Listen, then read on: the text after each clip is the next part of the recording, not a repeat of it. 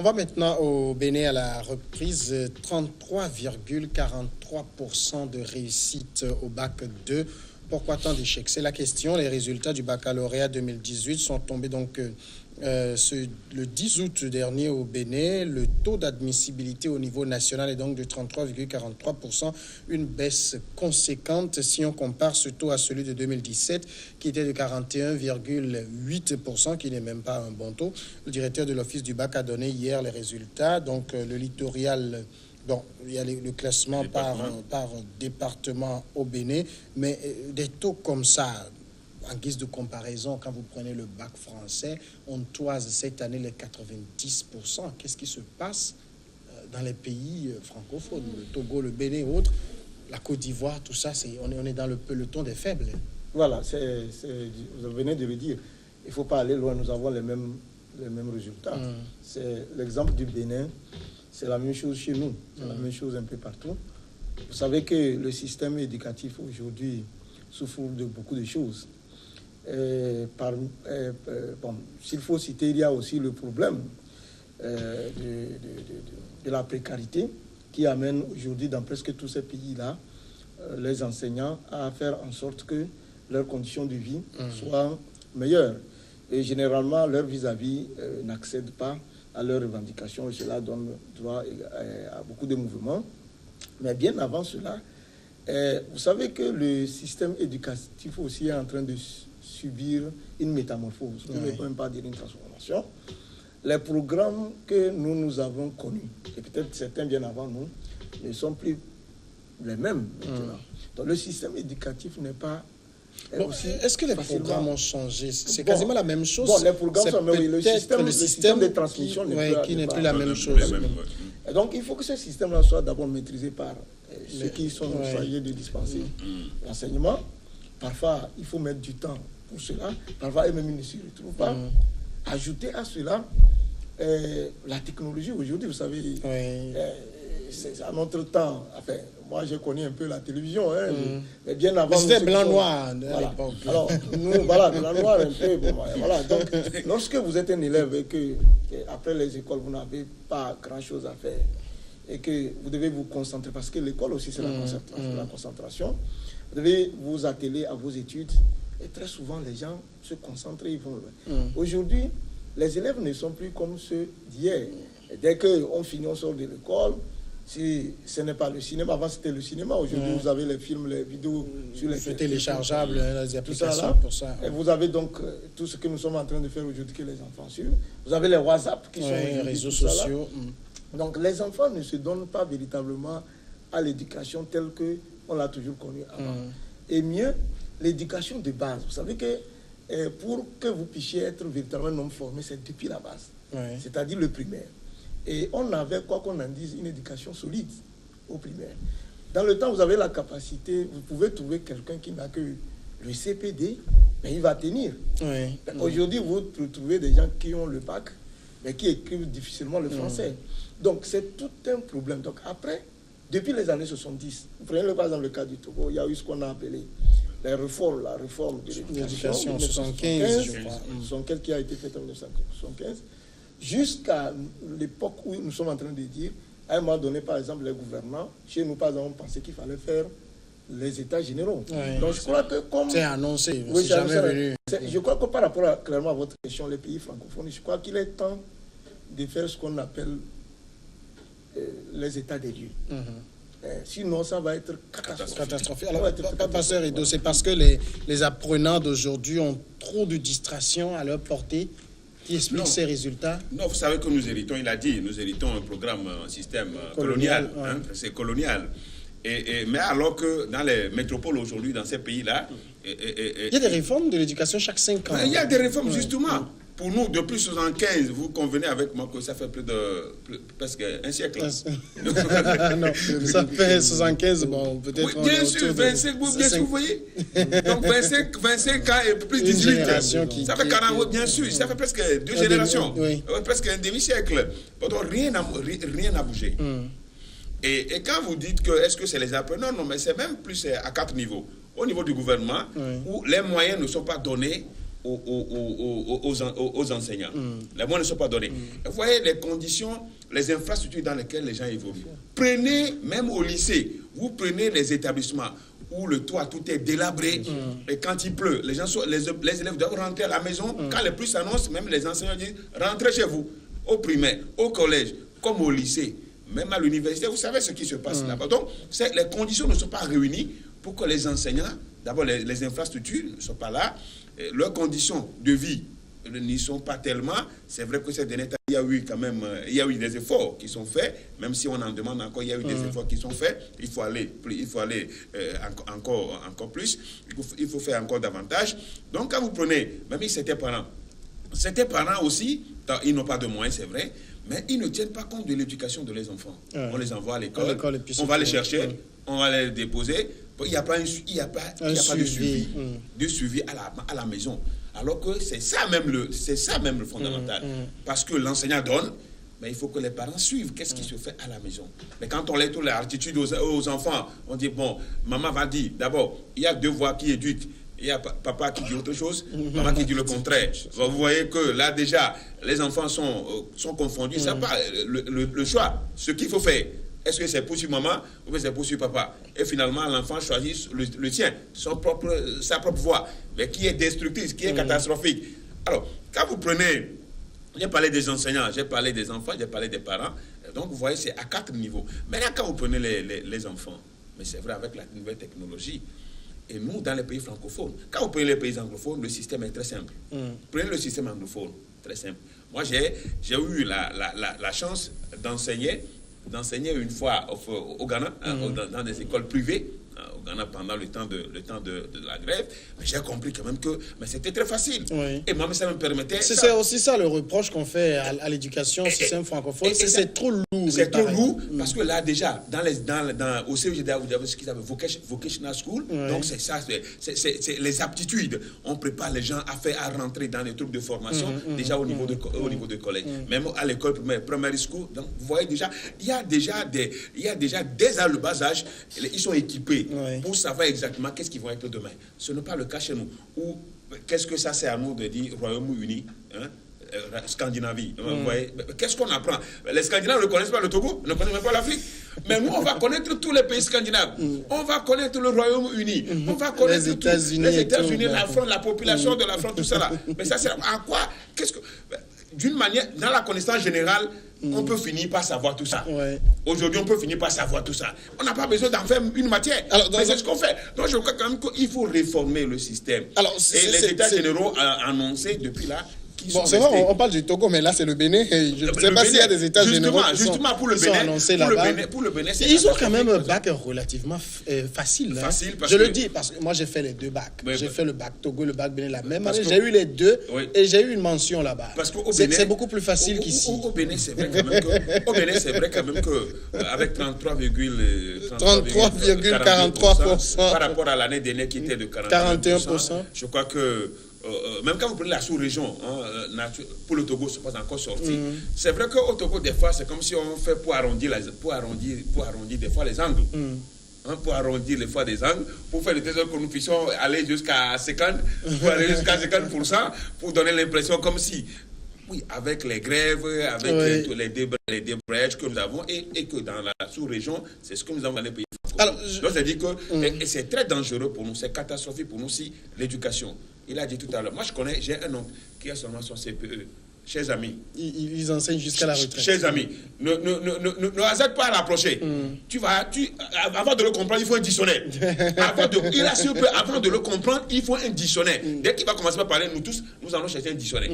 Parce que les mots qu'il va utiliser là, c'est dans le dictionnaire que nous allons trouver.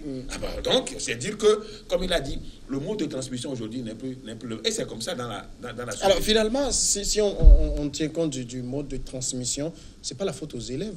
Oui, c'est-à-dire on leur enseigne des choses dont ils n'ont pas besoin, en fait. Bon, voilà, il faut adapter l'éducation. Mais il a parlé de 4 étapes. On va essayer, comme on n'est pas... en fait, 3 grandes étapes, l'éducation.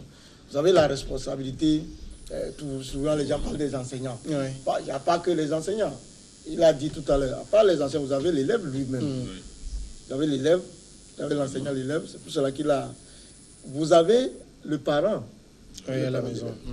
Maintenant, l'autorité, lui, c'est quoi? L'autorité, elle, c'est de mettre toutes les dispositions, tout simplement. Voilà. On paie les gens, on met les classes, on programme les examens, tout ça. Mais c'est l'autorité qui définit, par exemple, de contenu de l'enseignement. Oui, si ce contenu est désuet, n'est pas adapté à la réalité, il va de soi que les élèves ne vont pas se retrouver. Oui, mais avant. Maintenant, normalement, ce qu'on souhaite, c'est l'autorité ne peut pas être détentrice à elle seule du programme. Parce que les enseignants, tout ça, les parents, parce que les parents d'élèves sont des partenaires de l'éducation. Vous ne pouvez pas déclencher un programme sans consulter les parents d'élèves. Donc, il y a, pour qu'un élève puisse tenir, il y a l'enseignant fait son travail, il y a celui de l'enfant, mais il y a également, comme il a dit tout à l'heure, celui des parents.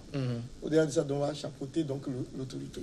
Alors, lorsque l'élève, l'enseignant finit de faire lui son travail, et que l'élève ne fait pas le sien, ou encore mieux, le parent aussi ne fait pas pour lui, mais il ne faut pas vous entendre. Vous savez que quand on parle des résultats, les résultats du BPC, du bac, du CPD. Vous savez, normalement, quand vous voulez passer le CPD ou le BPC, vous prenez le CPD. Normalement, c'est tout ce que vous avez fait depuis le CP1 jusqu'au normalement, à l'examen du CPD, on peut même vous demander ce que vous avez fait au CM1. Voilà, parce que c'est le couronnement. Normalement, on n'apprend pas pour tout oublier. Aujourd'hui, pour qu'il n'y ait pas trop d'échecs, généralement, qu'est-ce qu'on fait? On demande, on pose seulement les questions concernant les la classe en question. Dans le temps dont on parle, quand vous prenez quelqu'un qui a fait le CPD, il a la capacité. Le CPD, voilà, il a la capacité. Aujourd'hui, c'est ça. Donc, il est important, comme je viens de le dire, d'accepter faire les États. Comme chez nous, en temps le chef de l'État l'a annoncé, bon, tant mieux, on arrivera. S'il ne le fait pas, nous on le fera bientôt. Donc, il faut faire les États généraux, les dispositions pour pouvoir changer les choses. On ne va plus faire cette éducation dont on donne jusqu'à présent. Ça ne peut plus véritablement servir. Il faut aller droit au pied. Et puis, vous voyez, parfois aussi, on bloque les enfants. Parfois, on bloque les enfants. Au moins au Bénin, quand ils ont eu le courage de donner le taux, qui est normal. Ça permet aux gens mais bon, ici, bon, c'est tout à fait peut-être le contraire. Peut-être, comme vous l'avez dit ici, les gens s'efforcent. Parfois, on limite parce qu'on ne veut pas que tout le monde aille à l'université. Aujourd'hui, ce n'est pas tout le monde qui veut aller à l'université. Donc, les gens veulent... Il y a d'autres débouchés. Donc, voilà. Bon, ici aussi, peut-être qu'on peut arranger parce qu'on a déjà un bac 1 qui ne sert complètement à rien, qu'on maintient toujours dans le système, qui est déjà un tamis. Et quand on se retrouve en termination, on doit encore serrer, finalement, on n'aura personne. Oui, naturellement. Je crois que nous avions rencontré 2-3 fois les ministres qui se sont succédés à l'éducation pour cette affaire de probatoire, pour leur dire que qu'est-ce qu'on en tire? Qu'est-ce qu'on tire de cette affaire? C'est pas un diplôme. Ça sert à rien. Apparemment, aucun dossier à constituer ne fait mention de probatoire. De bac. Aucun. Non, si on veut vous recruter comme agent de sécurité parfois. Bon, peut-être. Même. C'est dans le domaine privé, même des fois. Valoriser ça, sinon, effectivement. Ça ne sert à rien. Les gens qui quittent l'éducation pourquoi il faut déployer de l'argent. Vous savez, il faut de l'argent pour le probatoire, l'examen tout au long, les corrections, tout ça là. Mais ça pouvait servir plutôt à renforcer les structures, les infrastructures dans les établissements. Mais pourquoi utiliser tout ça? Ou bien, ça vous savez, c'est affaire de gros sous. Et de gros sous derrière, les gens qui trouvent des intérêts. Si les gens maintiennent le probatoire, il faut dire aujourd'hui, sur ce plateau, que les gens trouvent d'intérêt. C'est vrai, au Bénin, il n'y a pas de probatoire. Il n'y a pas de probatoire. Au Bénin, quand vous voyez les départements, il y a certains départements qui sont descendus jusqu'à 21%. 21%, le département de Donga, le département de la Donga, c'est le mauvais élève de tous les autres départements. Mais je crois que mais par contre, au Bénin, on n'a pas connu trop de temps de... Il y a eu aussi des remous sociaux, des enseignants et tout. Oui. Je crois que ça n'a pas été comme au Togo, où vraiment on a connu, vraiment, on tendait presque... Vous voyez, c'est maintenant que nous sommes là, il n'y a même pas de... le probatoire n'est pas encore proclamé. On attend le bac de Vassure. Donc, vous voyez que nous sommes tellement en retard par rapport aux dates. Déjà qu'au BPC, ça n'a pas été fameux aussi. Ça n'a pas été fameux, donc c'est pour dire Est-ce qu'on n'a pas aussi trop d'examens à affronter avant la terminale? CPD, BPC, probatoire et puis bac 2. Oui, bon, naturellement, je crois que partout, c'est le probatoire.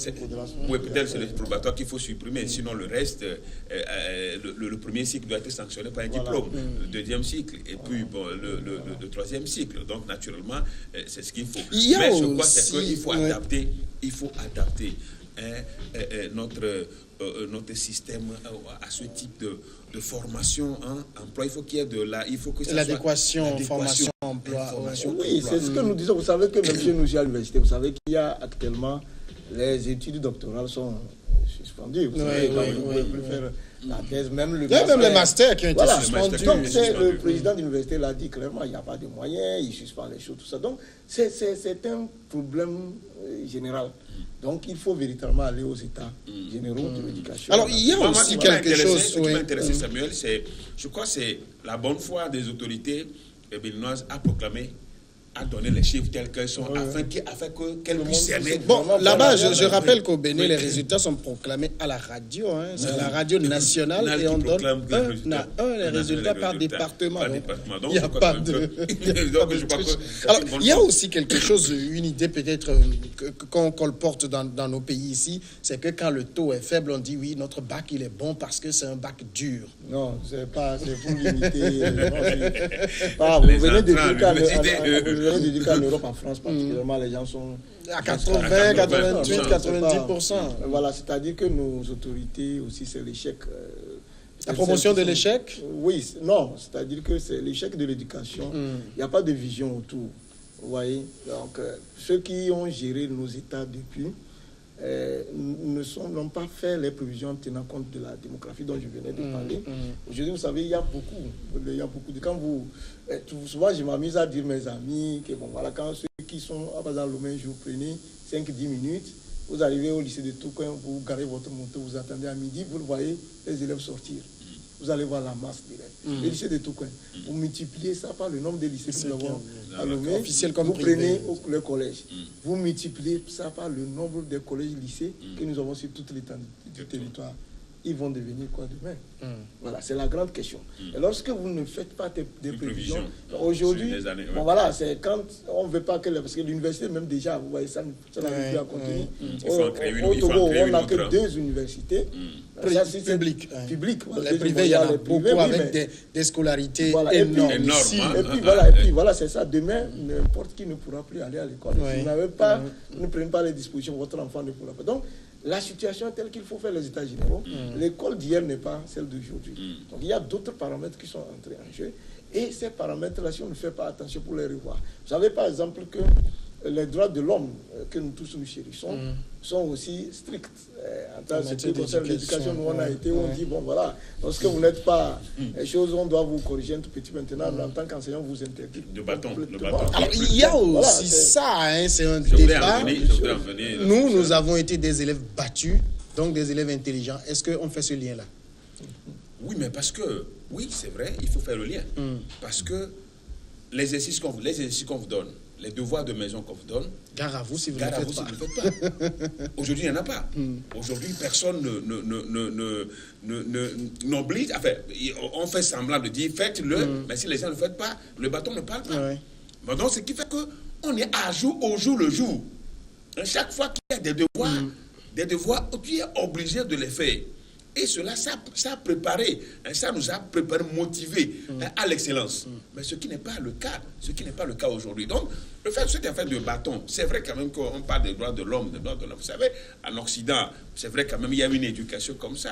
Mais nous, en Afrique, quand il n'y a pas le bâton, on ne fait rien. Quand nous sommes plus sauvages que les autres. Non. En fait, on n'a pas besoin du bâton. Mais c'est ce qu'on dit.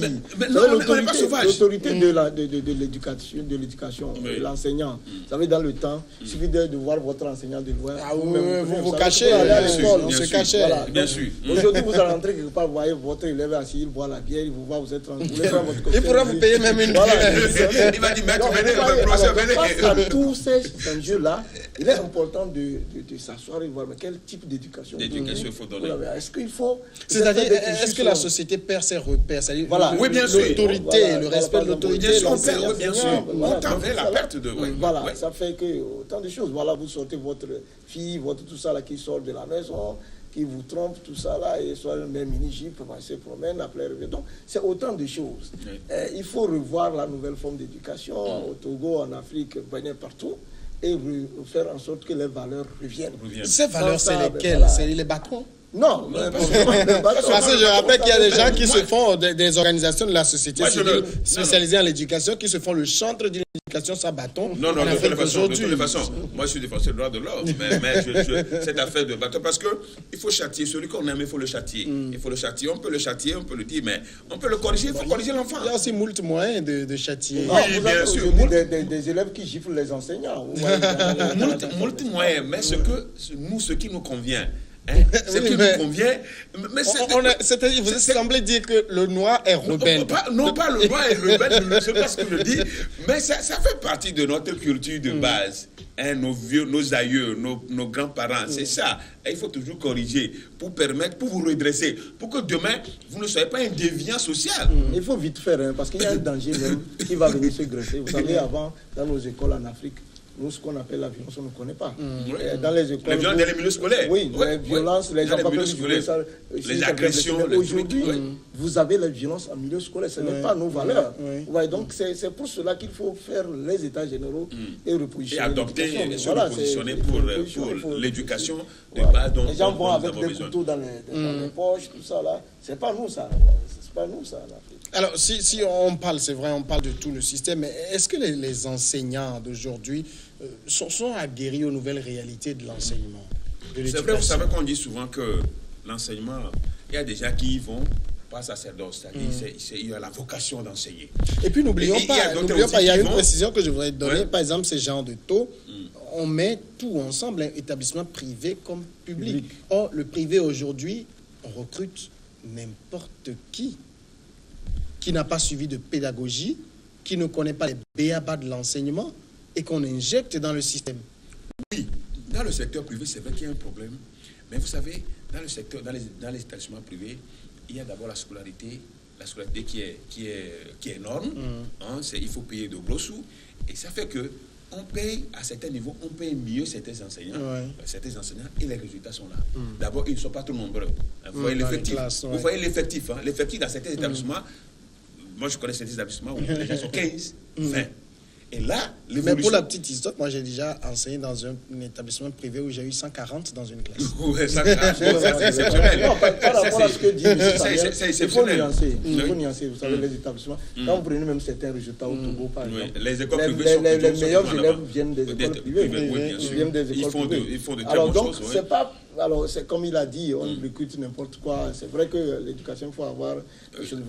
Pour enseigner, il y a un diplôme de base. Si vous l'avez vraiment acquis, il faut l'accompagner. Si vous n'avez pas été formé, il faut faire... Même l'État contribue d'ailleurs que les enseignants des privés viennent suivre des formations. Donc, il appartient normalement, c'est ce travail-là. Les établissements doivent s'organiser. Donc, effectivement, normalement, on ne doit pas enseigner qui veut. Il faut qui peut. Donc, il faut avoir la capacité aussi de transmettre, parce que vous pouvez avoir le même diplôme, quelqu'un peut avoir même le diplôme plus que vous-même, mais ne pas être capable de... On va marquer la pause parce que c'est bientôt l'heure du journal. On marque la pause et on revient après.